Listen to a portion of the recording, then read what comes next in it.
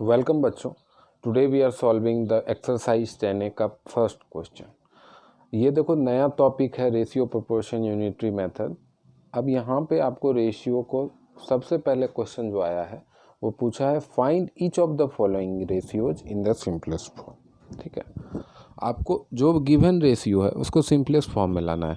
देखो रेशियो को आप जब भी लिखोगे तो बीच में एक सेमी कॉलन आता है। सेमी कॉलन आपको पता है, सॉरी सेमी कॉलन नहीं, इज टू का साइन मतलब दो पैरेलल डॉट आता है। सेमी कॉलन अलग होता है, इसको बोलते हैं कॉलन।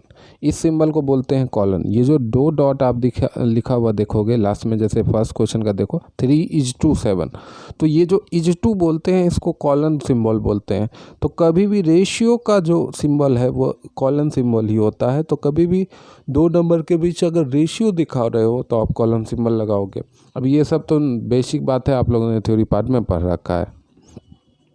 अब यहाँ पे बोला है सिंपलेस्ट फॉर्म। अब आपको मैं ये याद दिलाना चाहता हूँ कि जब फ्रैक्शन चैप्टर आप पढ़ रहे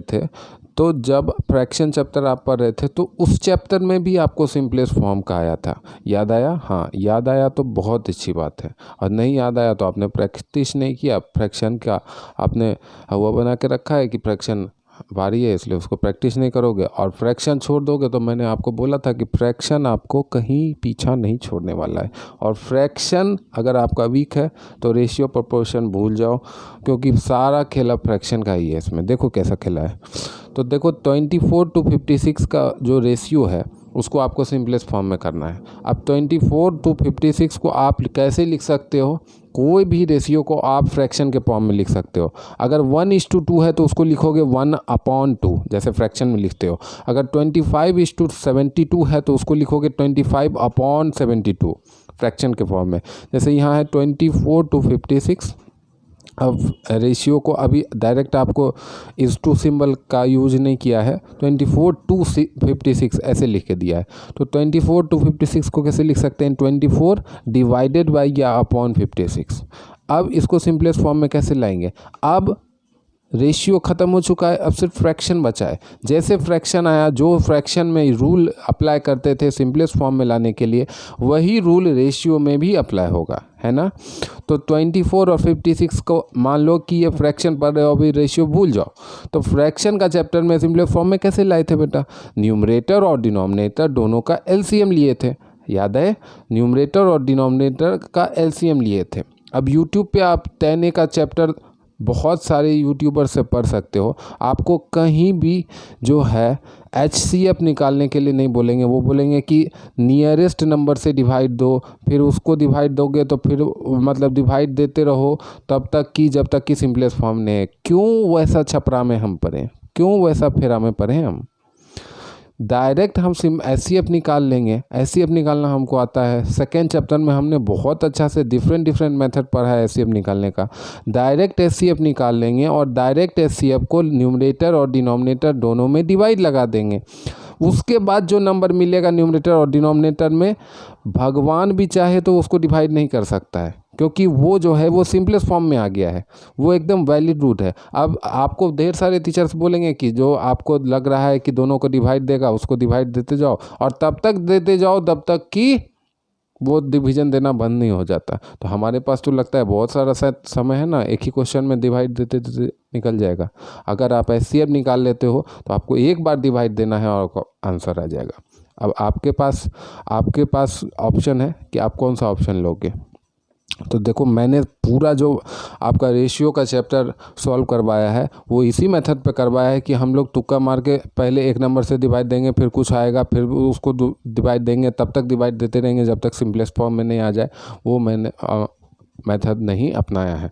पहले ही न्यूमरेटर और डिनोमिनेटर का HCF निकाल लेंगे और न्यूमरेटर और डिनोमिनेटर में डिवाइड लगा देंगे। जो फ्रैक्शन निकल के आएगा वही सिंपलेस्ट फॉर्म होगा। तो यहाँ 24 और 56 है।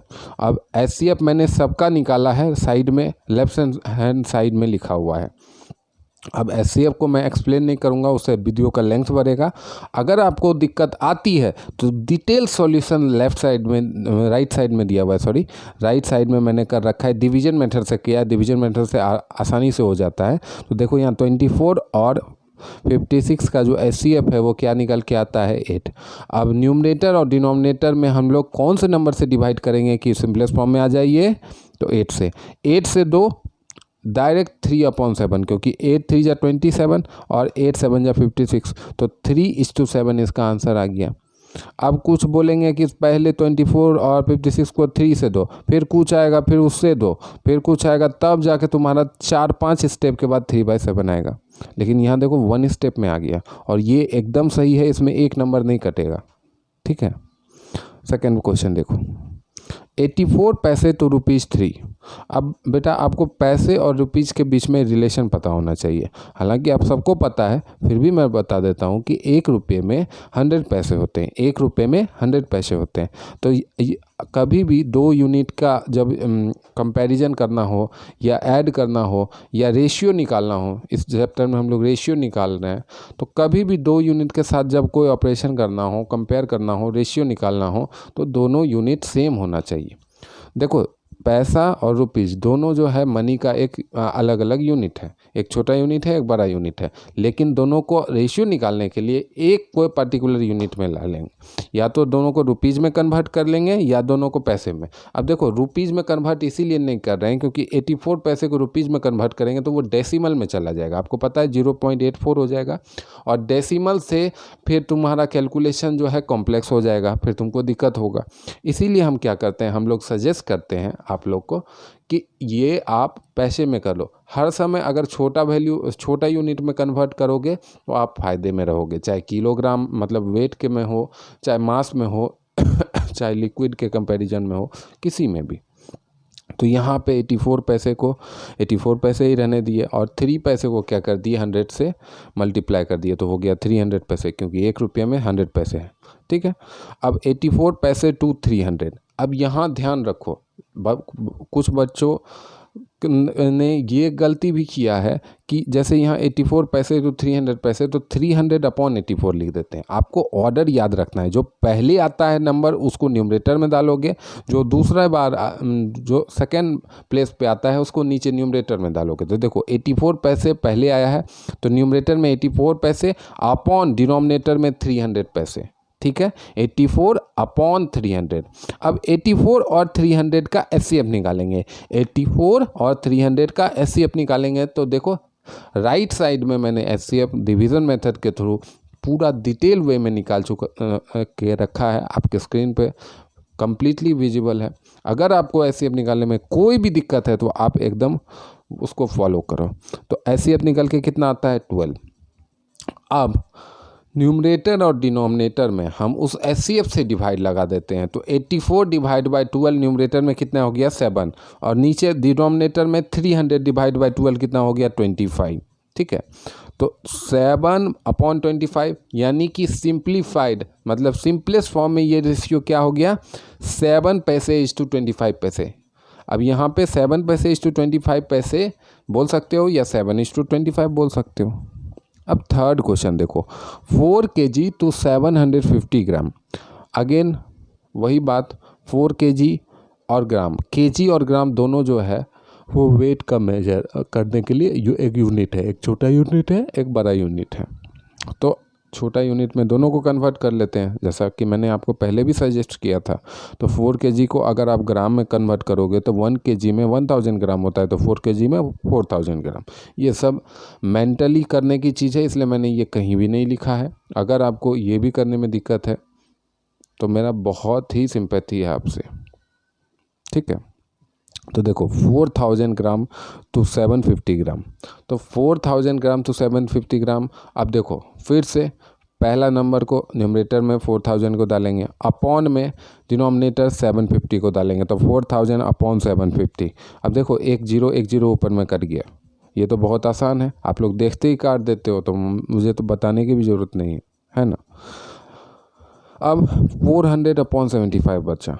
अब इन दोनों का आप HCF निकालोगे। अब अगर मान लो 4000/750 का आप LCM निकालते तो आपको थोड़ा लंबा करना पड़ता, लेकिन एलसीएम वही आता, इसीलिए पहले देख लो कि कुछ कट रहा है कि नहीं।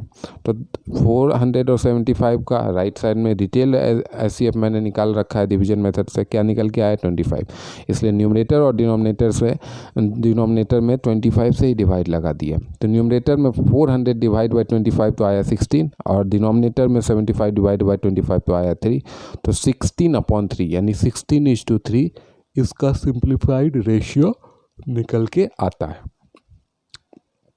फोर्थ क्वेश्चन देखिए, फोर्थ क्वेश्चन में बोला है 1.8 kg to 6 kg, 1.8 kg to 6 kg। अब यहाँ पे ध्यान दो, दोनों यूनिट वेट का ही है, मास को मेजर करने के लिए है, और दोनों यूनिट सेम है, kg, यहाँ पे कुछ बदलोगे नहीं।